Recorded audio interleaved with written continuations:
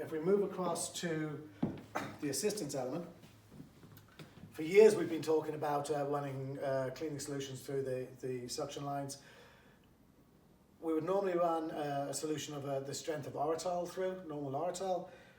Because we're going to go into a shutdown procedure, then I'd recommend something slightly stronger along the lines of MD555. That is a heavy-duty cleaning solution. So I would run the solution through my lines, pour some of the solution, half a litre, down the spittoon bowl, and then I'd leave it there. Start then by cleaning from the patient's contact point back through the unit. So if you have valves that can be taken off and dismantled, take them off, dismantle them, clean them, lubricate any oil rings with a recommended lubricant, and put the units back in. What I would suggest is we look at some of the valves that are out there. They actually have the sterilization code 135 on it, which means as an assembled item, that can go in the autoclave and can be sterilized, which I think is a good idea. Put everything back together again. Clean your suction hoses from here, this way, and put everything back together.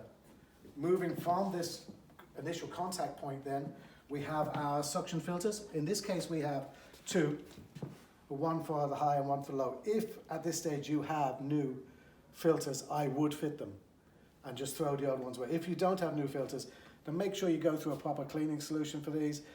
Make sure there's nothing left in it, because it'll go hard when it's in there and it'll start to smell, and when you come back into your surgery you'll have a problem with it. So once it's cleaned, filter, housing, clean the inside of the receptacle, and just put everything back in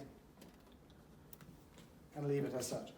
The spittoon bowl should normally have, I won't say always has because they do get thrown out, will normally have a gold trap in it.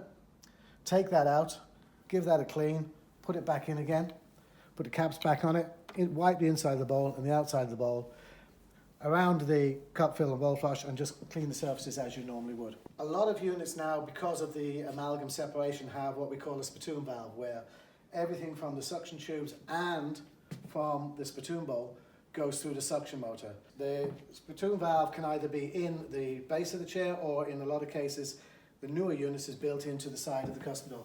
On this particular unit, you take it off the side, you can see your spittoon valve in here with your filter, and in this case it's got a little control panel. There are a lot of units that have a small button on it with a little spray symbol, which is for operating the spittoon valve.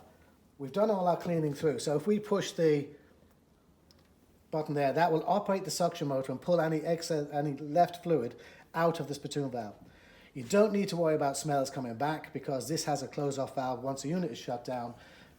So I recommend you take this little filter out, take it out, empty it, clean it, get a cloth, lint-free cloth, clean the inside of this receptacle here, and put that back in, making sure it's fitted properly all the way in and locks into place. Once that is done, we can say that this part of the chair and the delivery system is actually being taken care of.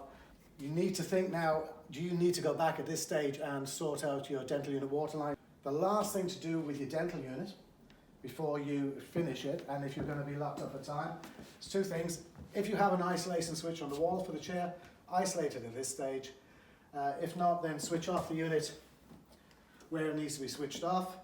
And if you can take the cover off your floor box,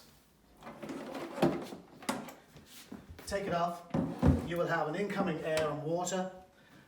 Turn the valve so that the water especially is isolated. That way, if something happens during the shutdown period where a leak develops in the chair, it's not going to run through and it's not going to flood your premises for you. If you can't do it at the chair, think about isolating the surgery, if you can do the surgery, or the building, if the building is going to be left empty, so that you have some protection on them. After that, the last thing is put all your covers back on, and your unit is shut down.